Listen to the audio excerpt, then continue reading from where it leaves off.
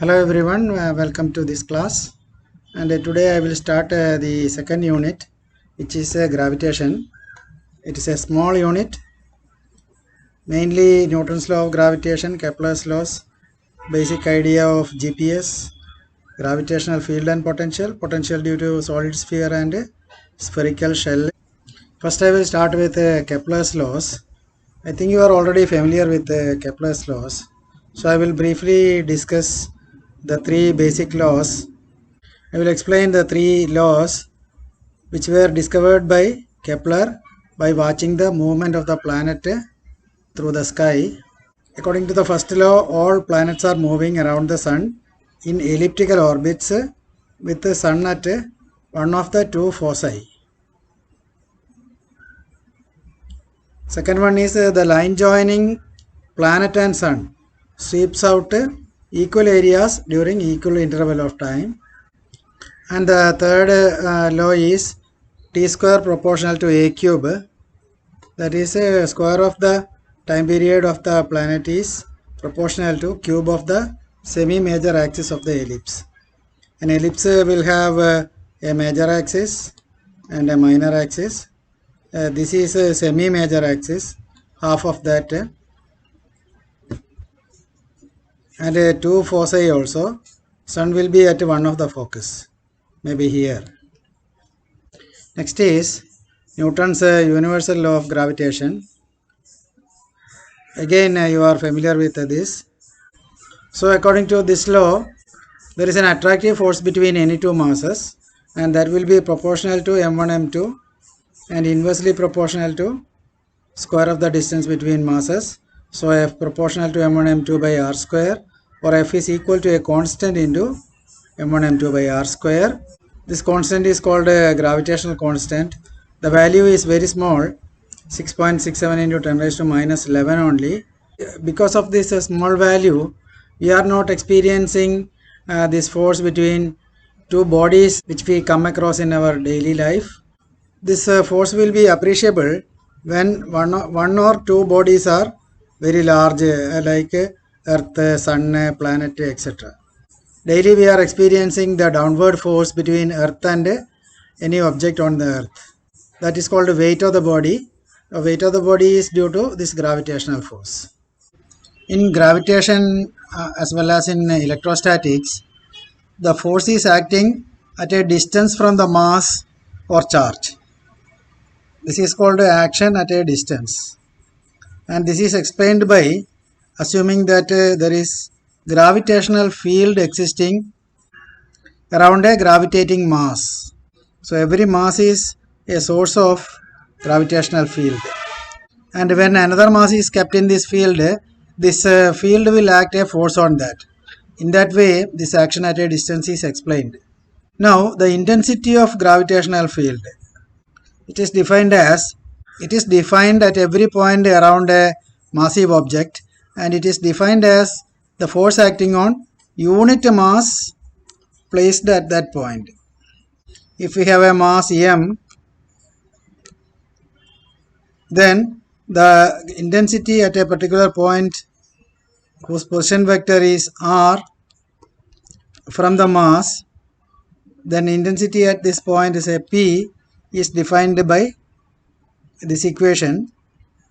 Since gravitational force is attractive, if you place a unit mass here, then force is towards the mass m. This is the force. So force is opposite to r, position vector r. Therefore we have got this negative sign here, and this is r cap. R cap is unit vector r,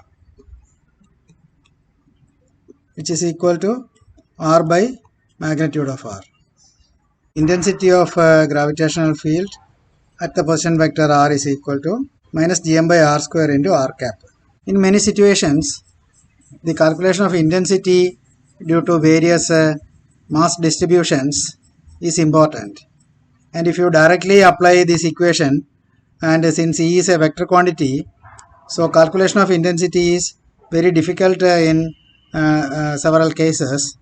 And this gravitational potential is a quantity which is very useful in the calculation of intensity due to different types of mass distributions. And calculation of gravitational potential will be easy because it is a scalar quantity. It is a scalar quantity or a scalar field. Field means there is a scalar at every point.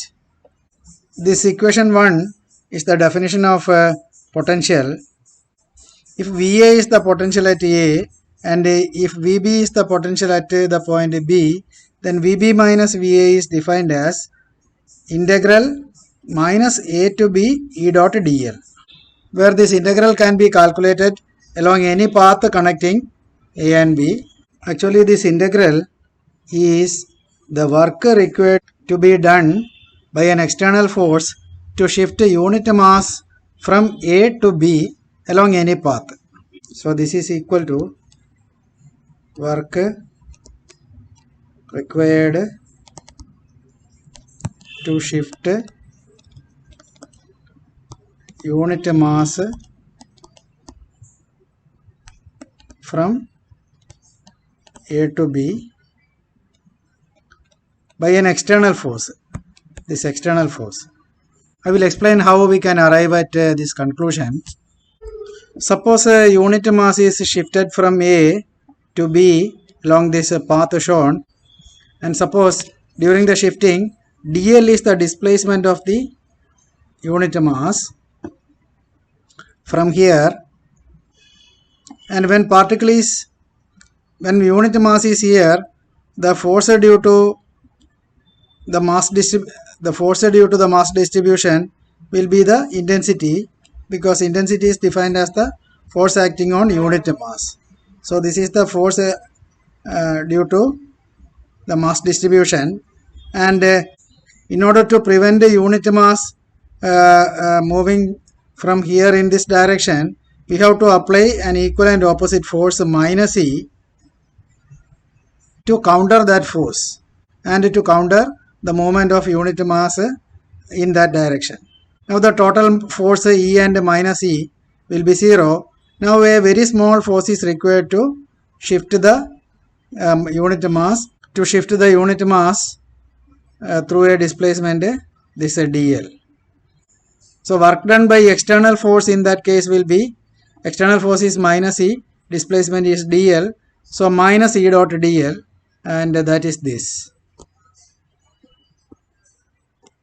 So work done to shift unit mass from A to B will be integral of that is integral A to B minus E dot dl. So VB minus VA is the work done to shift unit mass by an external force from A to B. So by this definition, we can find only the difference in potential, not absolute potential. But absolute potential can be defined using that equation by taking this point A to B at infinite distance away from the mass. At infinite distance away, we may assume that VA is equal to 0. So A may be a point at infinity. So V at A or V infinity is equal to 0, and taking B as some point P, then we can write a potential at P is equal to integral minus infinity to P minus E dot dl. Or generally we can write potential at R is equal to minus integral infinity to R E dot dl. So potential due to mass or mass distribution at any point is the work done by an external force in shifting unit mass from infinity to that point.